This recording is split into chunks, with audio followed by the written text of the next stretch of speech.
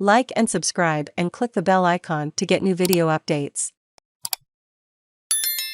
Russian President Vladimir Putin orders Russian forces to maintain peace in eastern Ukraine as to breakaway regions. President Vladimir Putin has ordered his defense ministry to dispatch Russian forces to maintain peace in eastern Ukraine as to breakaway regions, the Donetsk and Luhansk People's Republics, after he said Moscow would recognize their independence.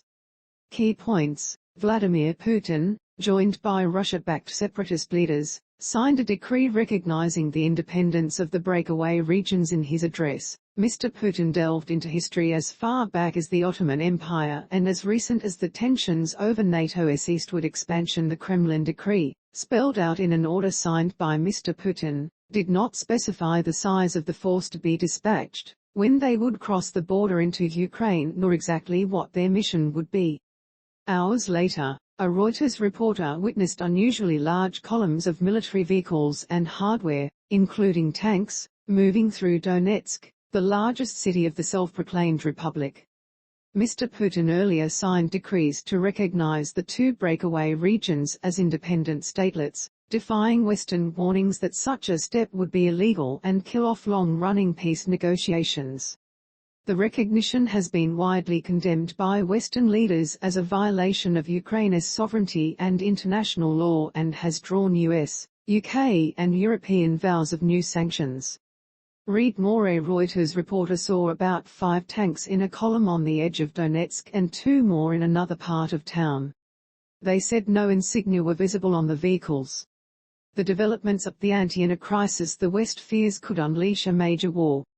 Tensions between Moscow and Western capitals are high following weeks of United States accusations that Russia has deployed up to 150,000 troops near Ukraine's borders for an invasion. Russia has denied it wants to invade Ukraine and accuses the West of hysteria. Ukrainian President Volodymyr Zelenskyy, meanwhile, sought to project calm, telling the nation that Ukraine was not afraid of anyone or anything.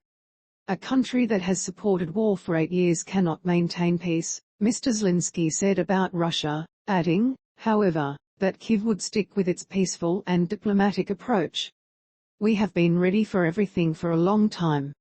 There is no reason for your sleepless night.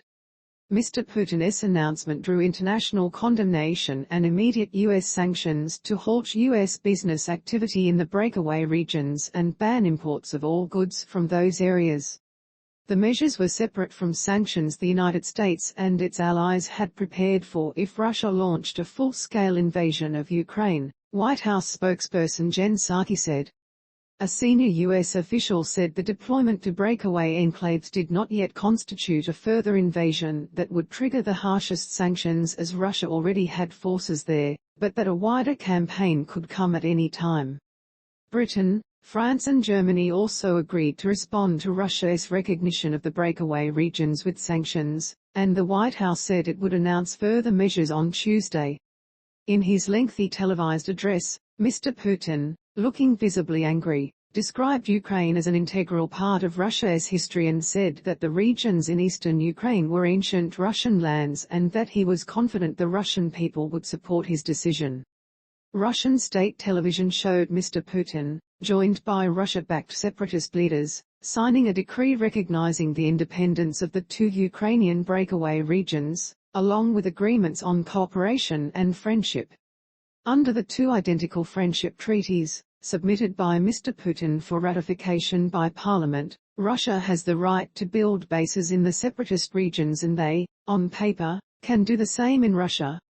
The parties committed to defend each other and sign separate agreements on military cooperation and on recognition of each other's borders. Their 31-point treaties also say Russia and the breakaway statelets will work to integrate their economies. Both regions are former industrial areas in need of massive support to rebuild after 8 years of war with Ukrainian government forces.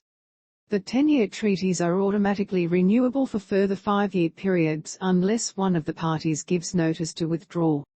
Defying Western warnings against such a move, Mr Putin had announced his decision in phone calls to the leaders of Germany and France earlier, both of whom voiced disappointment, the Kremlin said. Prime Minister Scott Morrison said Australia condemned Russia's actions and would be in lockstep with its allies on any sanctions.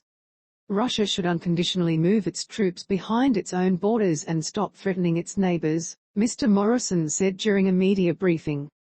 It is unacceptable, it is unprovoked, it is unwarranted, some suggestion that they are